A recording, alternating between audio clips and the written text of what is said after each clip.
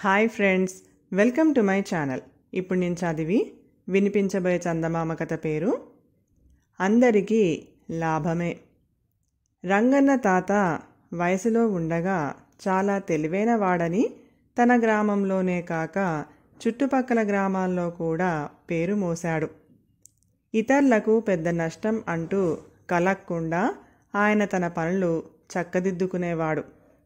ఒకసారి డబ్బు అవసరం అయిందని చెప్పి రంగన్న తాత తన కూతురుకు చేయించిన బంగారు గొలుసును వడ్డీ వ్యాపారి భూషయ్య దగ్గర తాకట్టు పెట్టి 800 రూపాయలు తీసుకున్నాడు.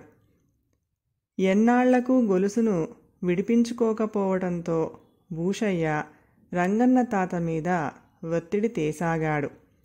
అయితే ప్రతిసారి రంగన్న తాత ఏదో ఒక సాకుతో డబ్బు సర్దుబాటు కావటం లేదని చెప్పి అతని దగ్గర మరికొంత గడువు కోరసాగాడు. తర్వాత రంగన్న తాత మీద భూషయ్య ఒత్తిడి మరింత ఎక్కువయింది. రంగన్న తాత కొన్నాళ్ళు అతడికి మొహం తప్పించి తిరిగాడు. అతడు పంపిన నౌకరు ఇంటికి వచ్చినప్పుడు ఇంట్లోనే ఉండి లేడని చెప్పించాడు. అంతగా నౌకరు కంటపడితే మరికొంత గడువు కావాలని యజమానికి చెప్పమనేవాడు. చేసేది లేక భూషయ్య ఇలా చాలా గడువులకు ఒప్పుకున్నాడు. ఇలా గడువులు ఇచ్చి విసిగిపోయిన భూషయ్య స్వయంగా రంగన్న తాత వద్దకు వచ్చి మరి 3 రోజులు గడువు ఇచ్చి ఆ లోపల డబ్బు కట్టి గొలుసు తీసుకోకపోతే దాన్ని అమ్మి తన బాకీ కింద జమ కట్టుకుంటాను అన్నాడు.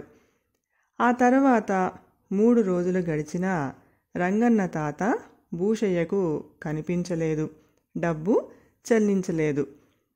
బాగా విసిగిపోయిన భూషయ్య గొలుసును నగల వ్యాపారి నాగరాజుకు ఇచ్చి, ఈ గొలుసు 1000 రూపాయలకు తాకట్టు పెట్టుకున్నాను, 1200కు తక్కువ అయితే మాత్రం అమ్మకు అని చెప్పాడు. ఒకరోజు నాగరాజు నగల కొట్టుకు ఆ ఊరి జమీందారు వచ్చాడు. నాగరాజు భూషయ్య ఇచ్చిన గొలుసును జమీందారుకు చూపి, అయ్యా, ఈ గొలుసు పనితనం చూశారు కదా, 2000కు తక్కువ చెయ్యదు. పెద్దలు తమకు 1500కే ఇస్తాను, ఏమంటారు అన్నాడు. జమీందారు నాగరాజుకు 1500 ఇచ్చి గొలుసు తీసుకున్నాడు.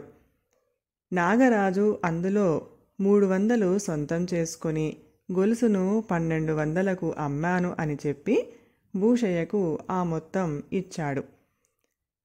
జమీందారు తన దగ్గర పనిచేస్తున్న దేవయ్య కూతురు పెళ్లికి గొలుసును కట్నంగా ఇస్తూ నగల వ్యాపారి నాగరాజు అన్న మాట నమ్మి, దేవయ్య, మీ అమ్మాయిని ఈ గొలుసు విషయమై కాస్త జాగ్రత్తగా ఉండమను. దీని ఖరీదు కాస్తా కూస్తా కాదు, 2000 అన్నాడు. ఆ గొలుసు తీసుకొని దేవయ్య పొంగిపోయాడు.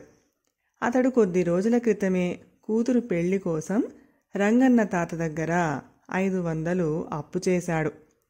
దేవయ్య రంగన్న తాత దగ్గరకు వెళ్ళి గొలుసు అతడికి ఇచ్చి, ఇది చాలా విలువైంది, ఇలాంటి విలువైన నగలు అమ్మటం నాకు తెలియదు. నువ్వు దీన్ని అమ్మి నీ 500 బాకీ జమ కట్టుకొని మిగిలింది నాకు ఇవ్వు అన్నాడు. రంగన్న తాత గొలుసును చూసి కలవరపడిపోతూ, అసలు ఈ గొలుసు నీకు ఎక్కడిది అని అడిగాడు. ఆ ప్రశ్నకు దేవయ్య కోపంగా, ఇదేం దొంగలించి తెచ్చాననుకుంటున్నావా? జమీందారు గారు నా కూతురు పెళ్లికి చదివించిన కట్నం. ఆయనే చెప్పారు 2000కు కొన్నట్టు అన్నాడు. అలాగా అని రంగన్న తాత దేవయ్యను వెంట పెట్టుకొని బసవాచారి దగ్గరకు పోయి గొలుసును గీటు వేసి దాని నిగ్గు తేల్చమన్నాడు. బసవాచారి గీటు వేసి చూసి, ఆహా, మేలిమి బంగారం అన్నాడు.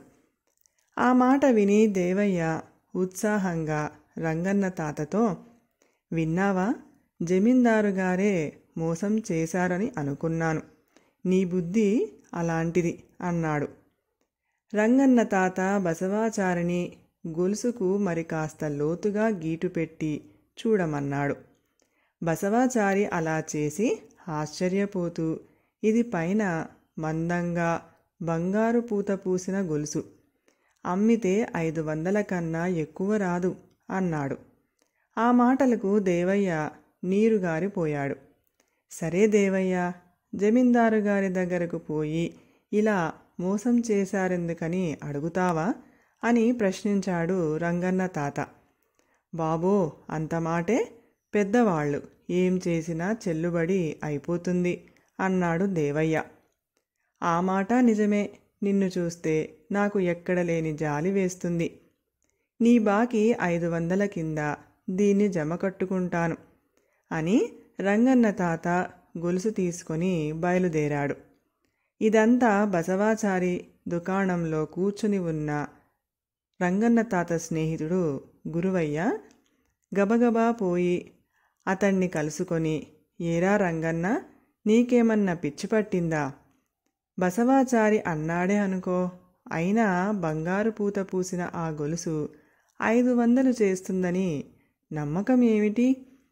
ఆ నకిలీ గొలుసు దేవయ్యకే ఇచ్చి వీలు పడినప్పుడే నీ బాకీ చెల్లించమనకపోయావా అన్నాడు.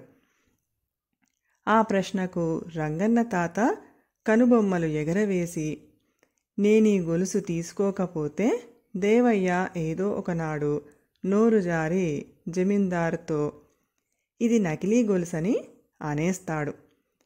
దాంతో జమీందారు దీని పుట్టు పూర్వోత్తరాలేమిటా అని ఆరా తీస్తాడు.